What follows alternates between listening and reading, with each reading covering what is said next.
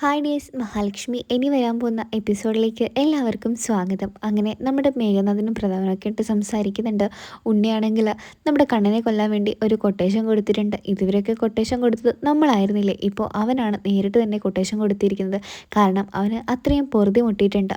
എന്തായാലും കണ്ണനും മഹിയും ഒരു കുഞ്ഞ് ജനിച്ചത് കൊണ്ട് തന്നെ ഭയങ്കരമായിട്ട് അഹങ്കാരം കൂടിയിട്ടുണ്ട്. അതുകൊണ്ട് തന്നെ അവർക്കാണെങ്കിൽ ഇപ്പോൾ വേറൊരു കാര്യത്തെക്കുറിച്ച് ചിന്തിക്കാൻ പോലും സമയമില്ല.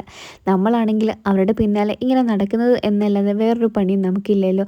എത്രയൊക്കെ അവരെ കൊല്ലാൻ ശ്രമിച്ചിട്ടും യാതൊരു കാര്യവുമില്ല. ഇപ്പം തന്നെ ഒരു കുഞ്ഞ് ജനിച്ചിട്ടുമുണ്ട്. ആ കുഞ്ഞാണെങ്കിൽ അതിനെയെങ്കിലും അങ്ങ് കൊന്നുകളയാം എന്നാണ് ഞാനിപ്പോൾ മനസ്സിലാലോചിക്കുന്നതെന്നൊക്കെ പ്രതാപനോട് നമ്മുടെ മേഘനാഥൻ സംസാരിക്കുന്നുണ്ട്. ആ കുഞ്ഞിനെ കൊല്ലുന്നത് അത്ര പെട്ടെന്ന് നടക്കുന്ന കാര്യമൊന്നുമില്ല. എന്തായാലും കുഞ്ഞിനെ കൊല്ലേണ്ട കാര്യം അതൊക്കെ നമുക്ക് വഴി തന്നെ തീരുമാനിക്കാം. കുഞ്ഞിൻ്റെ കയ്യിലാണല്ലോ ഇപ്പോൾ എല്ലാ സ്വത്തുക്കളും അവർ എഴുതി വെച്ചിരിക്കുന്നത് തന്നെ. ഇത്രയും കാലം കണ്ണൻ്റെയും മഹിയും പിന്നാലെ നടക്കുക എന്നല്ലാതെ വേറൊരു പണി നമ്മളെ കൊണ്ട് ചെയ്യാൻ കഴിഞ്ഞിട്ടില്ല.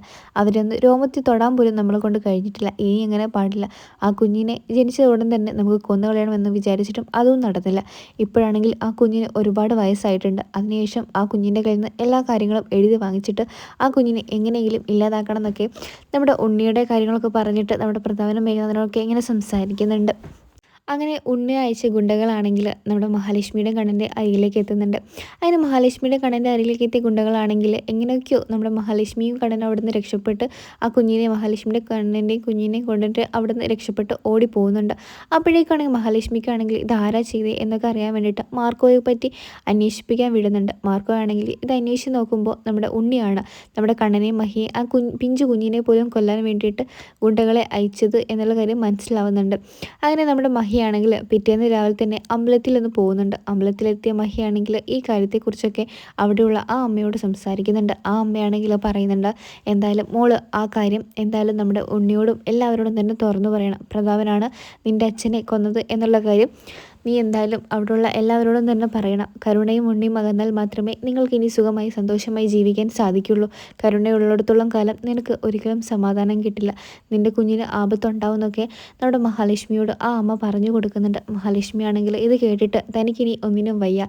ഇത്രയും കാലം അനുഭവിച്ചു, ഇനി എൻ്റെ കുഞ്ഞിനെയും കൂടെ അനുഭവിച്ച് അവൾക്കൊരു വേദന സഹിക്കാനോ അവൾക്കൊരു വേദന കൊടുക്കാനോ എനിക്കിനി സാധിക്കില്ലെന്നുള്ള കാര്യം മഹാലക്ഷ്മി മനസ്സിലാക്കിയതിന് ശേഷമാണെങ്കിൽ കമലേശ്വരം വീട്ടിലെത്തിയ മഹാലക്ഷ്മി ആണെങ്കിൽ പെട്ടെന്ന് തന്നെ നമ്മുടെ കണ്ണനെയും എല്ലാവരെയും വിളിച്ചു നിർത്തി പറയുന്നുണ്ട്, എനിക്കൊരു കാര്യം പറയാനുണ്ട്, നിങ്ങളെല്ലാവരും ഇത് കേൾക്കണം എന്നുള്ള രീതിയിൽ മഹാലക്ഷ്മി സംസാരിക്കുമ്പോൾ എന്താണ് ഇതിനൊക്കെ പറയാനുള്ളത് എന്നുള്ള രീതിയിൽ ദുർഗ ചോദിക്കുന്നുണ്ട്. എനിക്ക് പറയാനുള്ളത് നിങ്ങളുടെ ഭർത്താവിൻ്റെ കാര്യമാണെന്ന് പറയുമ്പോൾ ദുർഗ ചോദിക്കുന്നുണ്ട്, എൻ്റെ ഭർത്താവിൻ്റെ കാര്യമോ, അതെന്ത് കാര്യമാണെന്ന് ചോദിക്കുമ്പോൾ നമ്മുടെ മഹാലക്ഷ്മി പറയുന്നുണ്ട്, നീ കാണിച്ചു കൂട്ടിയതൊക്കെ നിൻ്റെ ഈ ഭാര്യയ്ക്ക് വേണ്ടിയിട്ടല്ലേ, അവൾ പറഞ്ഞിട്ടില്ലേ എന്നൊക്കെ ചോദിക്കുമ്പോൾ ഉണ്ണിയൊന്നും മിണ്ടാതെ നിൽക്കുന്നുണ്ട്. ഞാൻ എന്ത് ചെയ്തിട്ടാണ് നിങ്ങൾ എന്നോട് ഇങ്ങനെ പറയുന്നതെന്നൊക്കെ ഉണ്ണി ഇങ്ങനെ ചോദിക്കുന്നുണ്ട്. അപ്പോൾ നമ്മുടെ മഹാലക്ഷ്മി പറയുന്നുണ്ട്, എനിക്കെല്ലാം മനസ്സിലായി, അതുകൊണ്ട് തന്നെയാണ് നിന്നോട് ഇങ്ങോട്ടേക്ക് ചോദിക്കാൻ വന്നതെന്നുള്ള കാര്യം മഹാലക്ഷ്മി തുറന്നടിച്ച് നമ്മുടെ ഉണ്ണിയോട് സംസാരിക്കുമ്പോൾ ഉണ്ണി പറയുന്നുണ്ട്, എന്താ നിങ്ങൾക്ക് പറയാനുള്ളത് കേൾക്കട്ടെ എന്ന് പറയുമ്പോൾ മഹാലക്ഷ്മിയാണെങ്കിൽ പറയുന്നുണ്ട്, നിൻ്റെ അച്ഛനെ കൊന്ന, നീ അത്രയേറെ സ്നേഹിക്കുന്ന നിൻ്റെ സ്വന്തം അച്ഛനെ കൊന്നത് ഇവളുടെ അച്ഛനാണ്, എന്ന് വെച്ചാൽ എൻ്റെ രണ്ടാം അച്ഛനാണ് ഇതെല്ലാം ചെയ്തത്.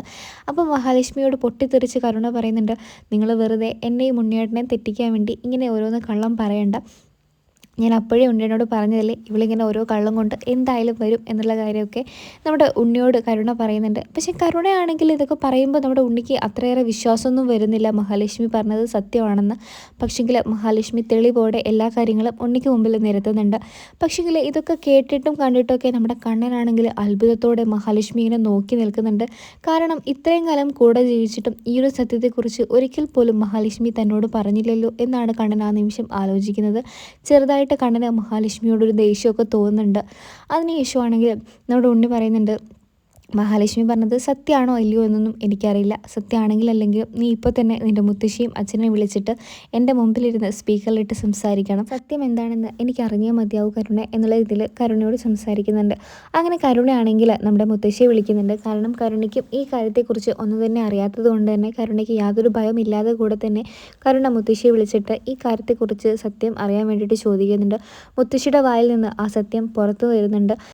നിൻ്റെ അച്ഛനാണ് ആ ഉണ്ണിയുടെ അച്ഛനെ കൊന്നതെന്നുള്ള സത്യം മുത്തശ്ശി നമ്മുടെ കരുണയോട് പറയുന്നുണ്ട്. അതിനുശേഷമാണെങ്കിൽ കരുണയോട് പറയുന്നുണ്ട്, നീ ഈ ഒരു വിവരം ആരോടും മറ്റാരോടും തന്നെ പറയാൻ പാടില്ല. മോൾക്ക് എവിടെ നിന്നാണ് ഈ ഒരു വിവരത്തെക്കുറിച്ച് അറിയാൻ സാധിച്ചതെന്ന് പറയുമ്പോൾ കരുണയാണെങ്കിൽ ഒന്നും പറയാതെ ഫോൺ കട്ടിയാണ് ചെയ്യുന്നത് തന്നെ.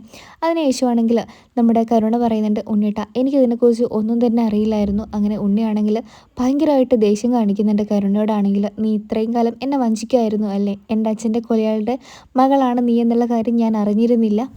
ഇത്രയും കാലം നീ എന്നെ ഒരുപാട് വേദനിപ്പിച്ചിട്ടും ഞാൻ നിന്നെ സ്നേഹിച്ചു കരുണേ. പക്ഷേങ്കിൽ ഇത്രയും വലിയൊരു തെറ്റ് നിനക്കറിയാമായിരുന്നിട്ടും നീ എന്നോട് മറിച്ചു വെച്ചു. നിൻ്റെ അച്ഛനാണ് എൻ്റെ അച്ഛനെ കൊന്നത് എന്നറിഞ്ഞതിന് ശേഷം നിന്നോട് എനിക്ക് യാതൊരു ഇഷ്ടവും തോന്നുന്നില്ല.